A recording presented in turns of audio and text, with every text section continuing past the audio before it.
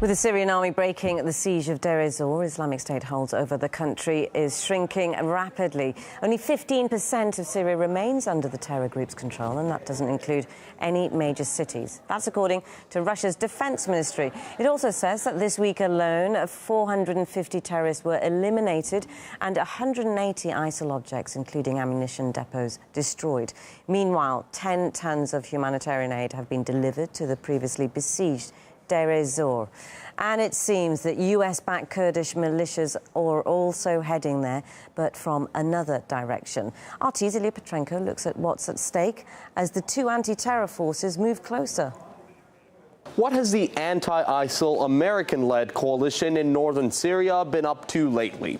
Raqqa, sure thing, but there's more. Here's this weekend's statement by the guys in charge of Inherent Resolve. Syrian Arab coalition commences offensive towards Deir ez-Zor. Pardon? Deir ez-Zor? It's only the biggest city in the country's east, which just had its blockade broken. Syrian government troops are already inside doing the de-ISILing. So why would the coalition get involved? It was a mistake. Quick correction.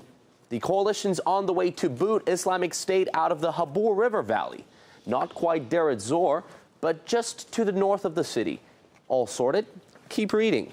The press desk mistakenly released an unapproved draft regarding the anti-ISIS fight in the Habur River Valley. The draft indicated that anti-Syrian regime forces are marching to Deir ez-Zor.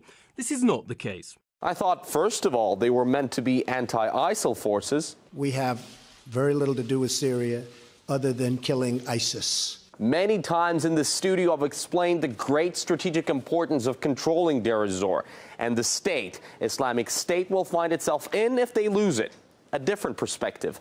There's still plenty of oil around this area. Once ISIL's gone, you get it. But even before Islamic State gets fully erased from the map of Syria, government troops may well come across coalition forces or vice versa. Trust me, this potential proxy conflict would be formidable, to say the least. Earlier this year, the pro-government forces were hit by U.S. airstrike at least 5 times in the deserts of southeast Syria, just because they happened to turn up in the wrong place at the wrong time. The United States conducted strikes against 2 technical vehicles.